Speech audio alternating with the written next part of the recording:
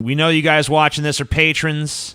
We have a new patron level here. It's called the Chef's Table for $10. Oh, shit. So I'm not going to do this because I don't want to interrupt the flow of the show, but you can go here. You can go to our Patreon and read this. It's a nice, long description of exactly what you'll get. Let's just say we did everything in our power to make it worth it to you. Yep. So if you're already a $5 patron and you want to become a $10 patron, take a look at that. See if you feel like it's worth it. We tried our best to make it worth it to you, so check that out. Sorry, Paul. Don't want to interrupt the flow. No, it's fine. Yeah, you're right. We should have covered that. Good to let people know and shit. Well, the reason we didn't is because there was so much fucking wrong with the audio when we started. But the villain, you want to set up the villain of the story? Yeah, stage right. Courtney Love. Dun, dun, dun! So Love and Cobain met on January 12th, 1990 in Portland's Satyricon nightclub, where they both still led ardent underground rock bands. So she was in a rock band, he was in a rock band. They played a gig at this nightclub together and met. Love immediately made advances on him and, in fact, had a pretty sordid history of being a groupie. Kind of made the rounds of the Seattle music scene looking for a boyfriend. Yeah. But she immediately made advances on Kurt, but Kurt was evasive. Early in their interactions, Cobain broke off dates and ignored Love's advances because he was unsure if he wanted a relationship. Cobain noted, I was determined to be a bachelor for a few months, but I knew that I liked Courtney so much right away that it was a really hard struggle to stay away from her for so many months. So he clearly liked her too, but coming off the sour end of 2 or 3 failed relationships, was kind of like, maybe not. But eventually, he relented. Let's be real here, too. Kurt was... I'm not saying he didn't have his aggressive streak, but you can tell that he was more of a passive-aggressive person. Courtney Love is not passive-aggressive. She's just aggressive. So, I think that in a lot of ways, she probably domineered and bullied him into having this relationship. But, maybe he wanted that, too. Dave Grohl apparently played a pretty big role in setting them up, though. Well, you could see that's him in between them right there. Kurt talked to Dave about Courtney, and Kurt, Dave was like, here's what she's into, here's the type of stuff she likes, and a lot of it was stuff that he was into. And so he decided to go ahead and relent and go on a date with her. And they dated pretty exclusively for about a year.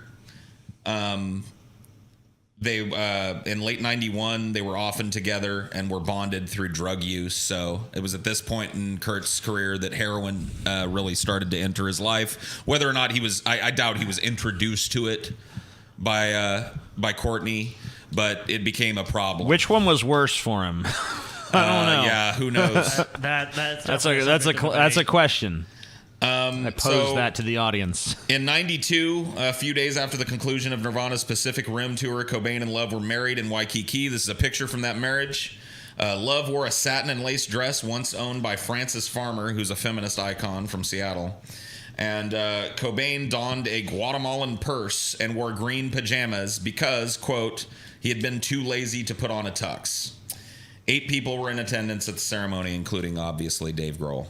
Dude, I wonder if this was all part of Dave Grohl's plan to eventually... to take Nirvana? Yeah, Look into the sky to save me. Yep, maybe he wanted it. Maybe he's like, you know what? I want my own success as a band. I can handle it. How do I kill this guy and have no one blame me? I know. I'll set him up with human rat poison in the form of Courtney Love. Yeah, man, because they were on top of the fucking world, dude.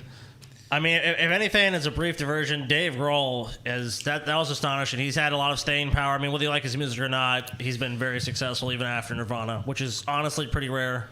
Chris Novoselic is just as successful, dude. No. He's just a fat, middle-aged man now. Kind of just chilling. Yeah. In an interview with The Guardian, Love revealed the opposition to their marriage from various people.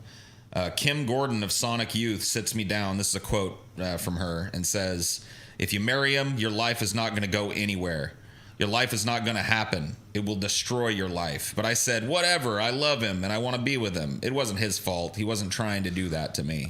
Sonic Youth is, in my opinion, one of the worst fucking bands, period. So I'm not a big fan either. yeah, we saw them live at Voodoo Fest, maybe me and TJ, like maybe 14 years ago or something. Kurt, however, was a big fan. No accounting for taste. No account for taste, right? Yeah. Love was already pregnant with their daughter when they got married. And Frances Bean Cobain, I think I neglected to pull a picture of her, but maybe TJ can find one. I got one. I'm on it. Was born August 8th, 1992. A sonogram of the couple's as yet born baby was included in the artwork for Nirvana's single Lithium. So they used her, Frances Bean Cobain's, and obviously her first name was after Frances Farmer, the, once again, feminist icon. So that's Kurt, Courtney, and Frances Bean there. It's like a happy little kid at this point in her life. You know, you can tell, even with toddlers like this, if they got a lot of turmoil at home. She looks like a pretty bright-eyed little kid, you know? Yeah, I heard she has a similar feeling about her dad that Kurt had about his. Which is Yeah. She wants nothing to do with him. Isn't that the way I mean, it goes? she doesn't have to because he's dead, but... Yeah. Oh, like, yeah, that's true. She said doesn't... a lot of shit about Kurt. Yeah, she basically is like, I don't see what the big deal is about him. He's a piece of shit. Fuck him, basically. So, Kurt Cobain's first experience with heroin occurred earlier, sometime in 1986. This is her today, by the way, if I can get her to Frances fucking Bean, pop yeah. up. And we'll talk a little bit more about Frances Bean later. There's an actual late breaking news story Related in the Kurt Cobain universe, so we'll talk about that. Interesting later. how that works sometimes with this show. I went looking for shit about Kurt today to finish up research on this and found a news story about him, so pretty cool. Let's see. So yeah, he started doing heroin for the first time in 1986. It was administered to him by a local drug dealer in Tacoma, Washington, who was previously dealing him oxycodone. Should have stuck with the oxys. Yep. He used heroin sporadically for several years, but by the end of 1990, his use had developed into a full-fledged addiction. Cobain claimed that he was determined to get a habit as a way to self-medicate his stomach condition. Now, once again, we're talking about, is this true? Was Kurt mythologizing himself and just... Or was he just making an excuse You're for right. that matter?